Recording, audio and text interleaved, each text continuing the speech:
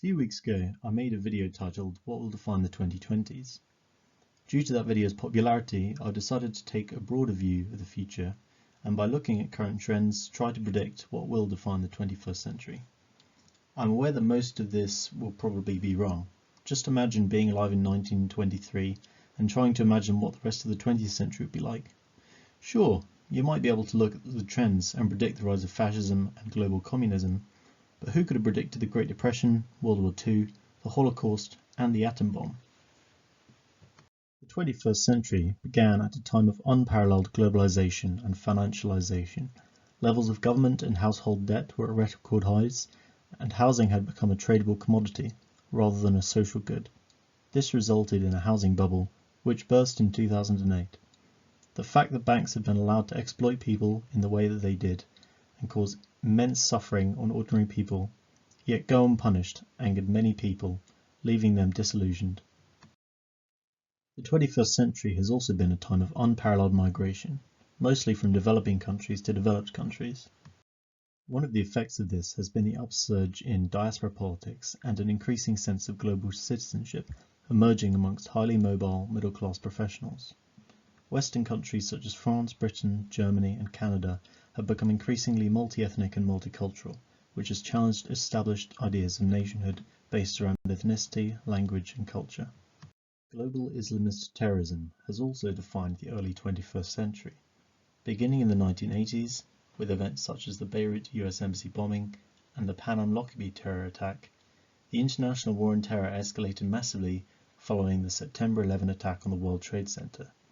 This led to a 20-year-long war in Afghanistan involving multiple Western nations with the initial aim of destroying Al-Qaeda.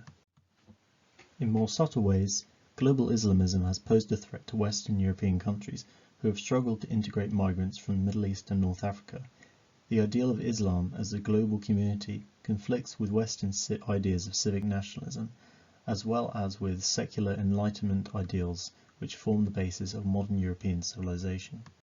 One economic and geopolitical force to have defined the early 21st century is the rise of China. This started in the late 20th century, but was accelerated by China's accession to the World Trade Organization in 2001.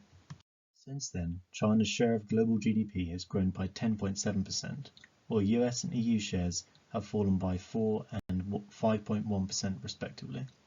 This has allowed a strong middle class to develop in China, while Western middle classes have seen stagnant wage growth and Western nations have seen relative economic and military decline. So, the three main issues to have defined the 21st century so far have been increased globalization, the threat of global Islamism, and the rise of China. In this video, I will continue to analyze these trends and see how they will develop further. So far, things have been relatively good for North America. As the world's richest continent, it has been economically as well as geographically insulated from global threats. Compared to other areas of the world, North America is not hugely affected by war or terrorism, and countries like Canada and America are rich enough to cope with natural disasters. As the 21st century progresses, I expect to see North America continue along this path. At the turn of the century, the USA was hegemonic and recognized as the world's sole superpower. Since then, it has faced minor challenges from Russia and China, as well as global Islamist terrorism. But overall, as of 2023, the USA is still the world's most powerful nation economically, diplomatically, and militarily. Unlike Russia and China, the US can project power into any corner of the world and has a vast network of allies stretching from Europe to East Asia. The USA is also food and energy self-sufficient. Gone are the days when the US was vulnerable to OPEC sanctions.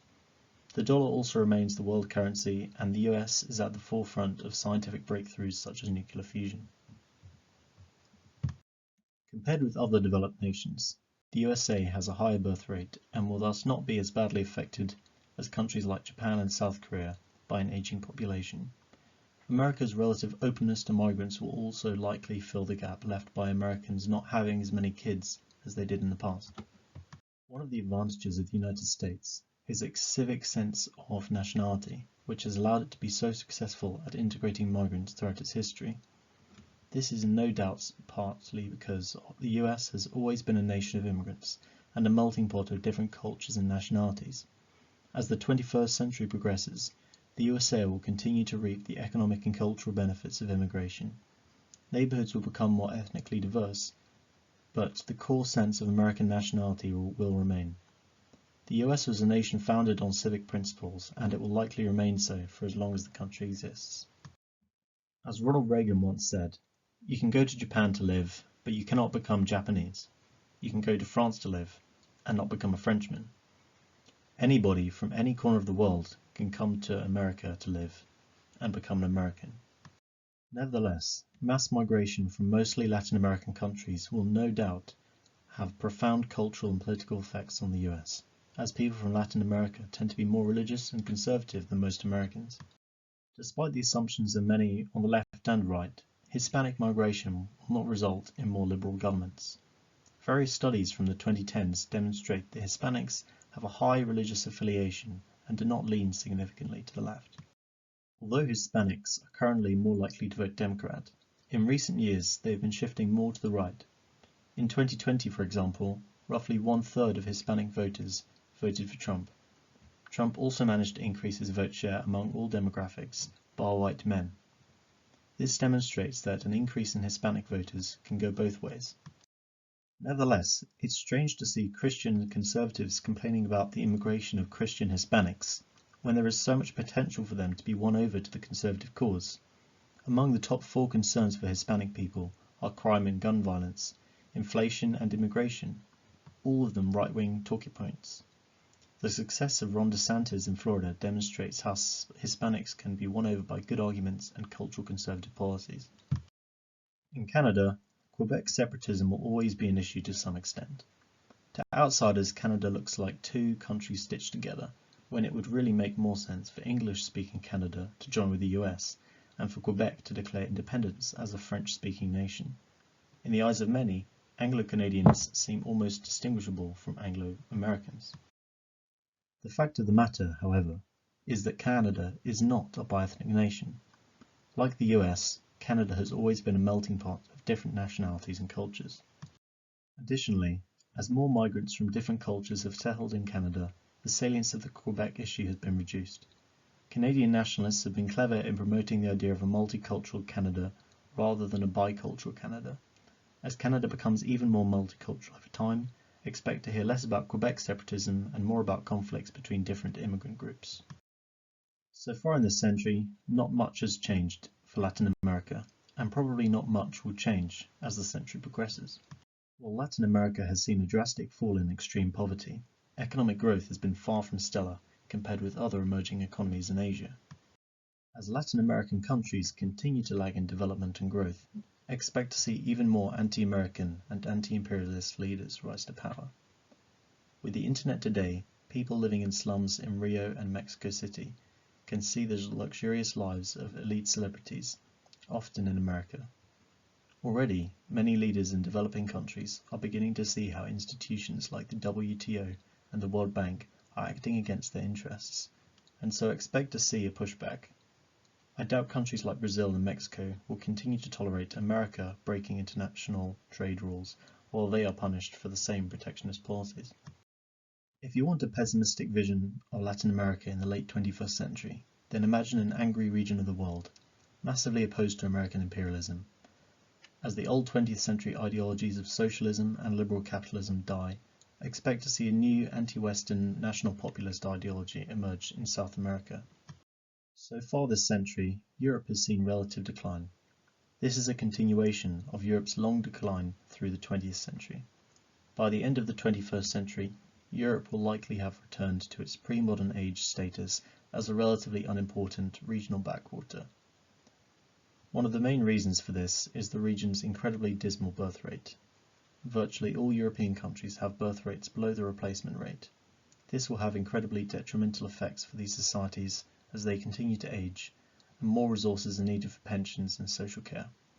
Unlike the US, which has a strong currency and the ability to bankroll almost unlimited debt, many European countries will feel that the only way to finance increased social security for the elderly is to force austerity on the young. As well as economic, the cultural effects of this depopulation will be devastating as more and more foreigners are brought in to compensate for the shortage of young labourers. Paradoxically, despite its marginally higher birth rate. This cultural replacement will be most felt in Western European countries, which will be forced to endure a complete cultural transformation as a result of its open border immigration policy. As European civilization continues to die over the century, it will eventually collapse completely around the turn of the next century, only to be replaced by a new one, probably rooted in Eastern Europe, where depopulation will have been the worst, but connection to national identities and religion most strongly felt. One trend that we will continue to see over the 21st century in Europe is the general shift to the right. Till now this has mostly been noticed in Eastern Europe, but in the future expect to see right-wing populist governments in France, Germany, Spain, Italy, Sweden and the United Kingdom. Till now, the UK has mostly been an exception to the trend towards the right-wing populism. While the British government has been mostly right-wing this century, they have not made the same culturally nationalist and protectionist arguments as more continental parties. I expect this to change as the issue of the Union becomes more prevalent and identity issues as well as issues over immigration and the economy continue to intensify. As has been the case in history, expect middle-class dissatisfaction to be channeled into extreme movements.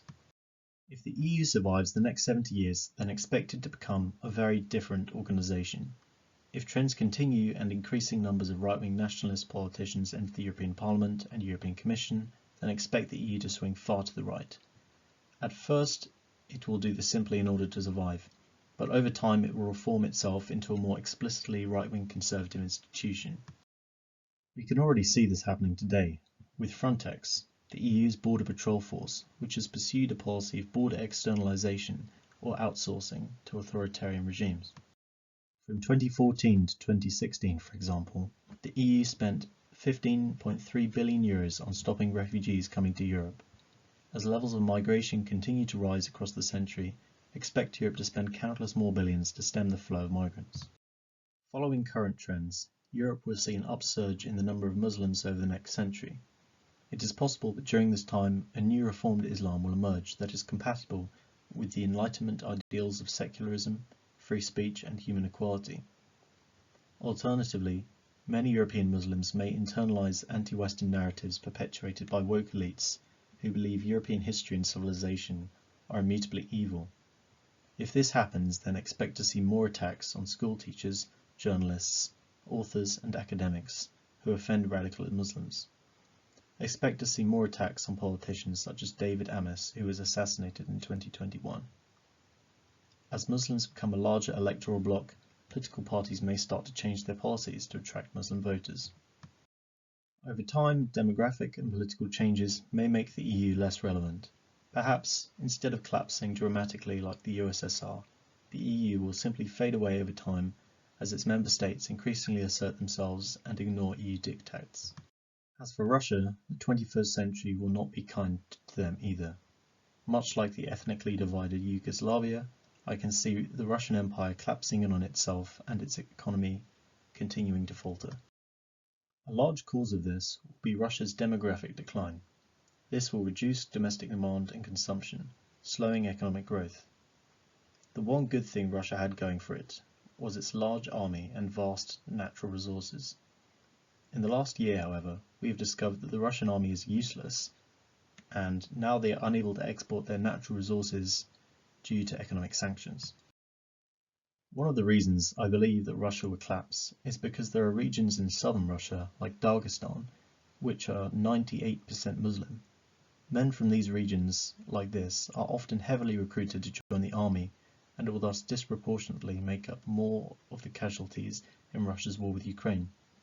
If Russian state capacity continues to decrease as a result of the war in Ukraine, then expect southern regions like Dagestan, Chechnya, and Ingushetia to demand more autonomy or even independence.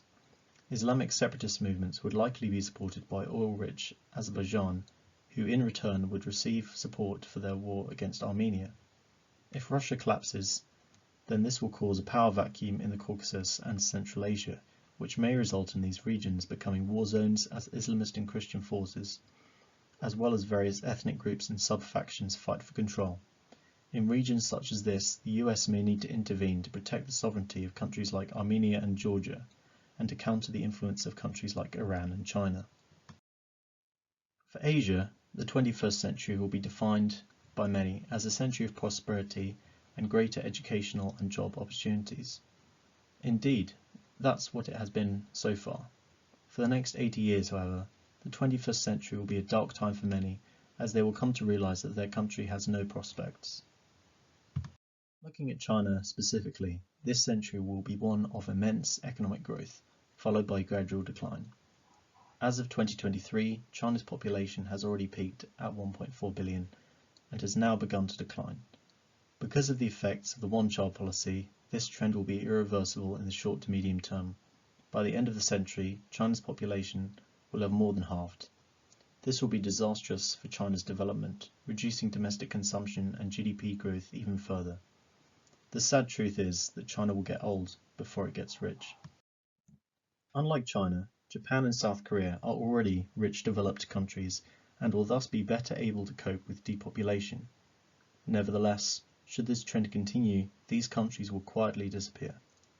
If you want a vision of East Asia in 80 years' time, then imagine abandoned villages and towns, schools and nurseries closing shop, and families of 3 struggling desperately to support themselves, as well as 2 or more elderly relatives. The political effects of this demographic and economic decline are hard to predict, but with Chinese industry flatlining, there will undoubtedly be more political unrest, especially when the Chinese government decides to increase the retirement age. The turning point for China will be in the 2030s. By this point, if Xi Jinping is still in power, then he will be faced with a choice: either continue to make concessions to the point of allowing a genuine multi-party democracy to develop in China, or go to war in an attempt to distract attention away from domestic failure.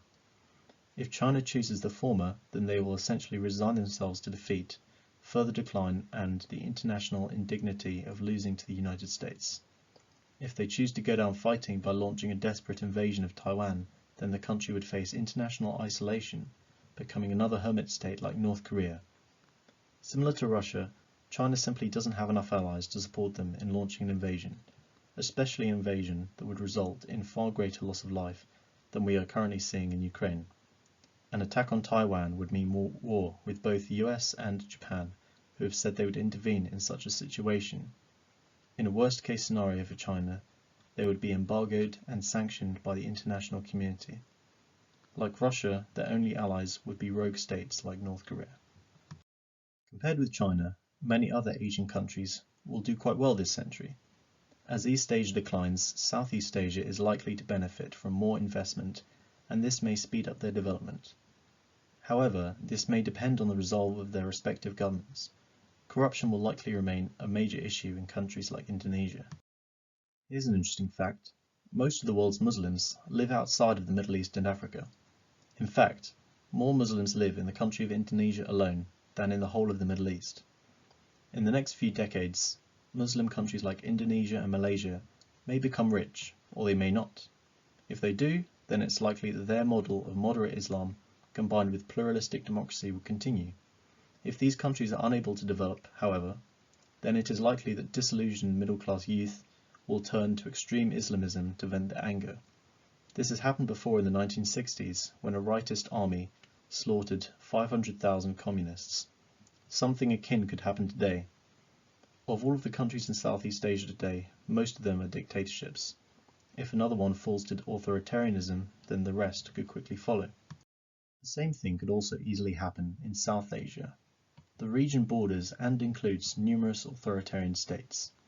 That said, while none of these countries are very free, Bangladesh shows the most potential when it comes to development and is predicted to become a developed country by 2041. Perhaps the biggest problem for this region is the lack of civic nationalism. A pluralistic and inclusive idea of citizenship has yet to take form. Until it does, violence against minorities will continue unabated and democracy will continue to falter. For Africa and the Middle East, the 21st century will be defined by growth and disorder. For some of the oil and gas-rich Gulf states, this country will have been great. Provided the hydrocarbons keep flowing and they are given more time to diversify their economies, countries like Qatar can take a long and quiet retirement. So long as they are rich, they are unlikely to care about being ruled over by tyrants. With migrant slaves doing most of the hard work, most Arabs in places like Saudi Arabia can get on with their comfortable government jobs in peace. Other Islamic nations like Libya, Somalia, Yemen, Mali, and Syria will have less of a comfortable time. For many of these nations, instability, war, and terror are the norm, with no end in sight for any of these conflicts.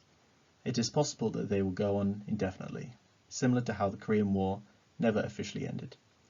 If these conflicts do come to an end, then it will likely be to the benefit of a wannabe imperial power like Turkey, Iran, or Saudi Arabia. Having already made a mess of things, if the US does want to intervene in this region, then it will likely do through one of these proxies.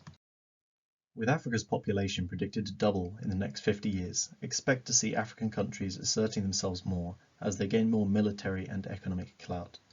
By the end of the 21st century, Africa will have a population of 4.4 billion. This could have both positive and negative effects. On the one hand, a large and young population can be a great advantage. As the population grows, aggregate demand in the economy increases along with domestic consumption, and this grows the economy. The only problem is when aggregate supply in the economy is not able to keep up with aggregate demand. This results in shortages and cost-push inflation, which can shut down businesses and push people into poverty.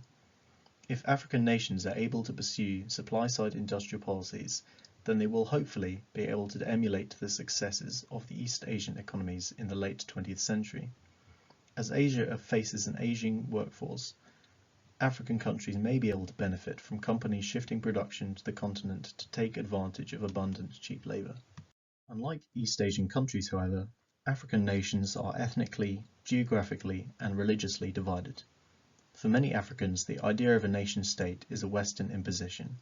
Most Africans feel a closer connection to their tribe or religion than to their nation, and this causes a whole range of problems including nepotism, ethnic violence, and corruption. If Africa wants to develop on par with other successful countries, then it will be these sorts of divisions that they will need to overcome. Thank you for watching. If you enjoyed this video, then please leave a like and subscribe. If you have any ideas for other videos that you'd like me to do, then please let me know in the comments section. Bye for now.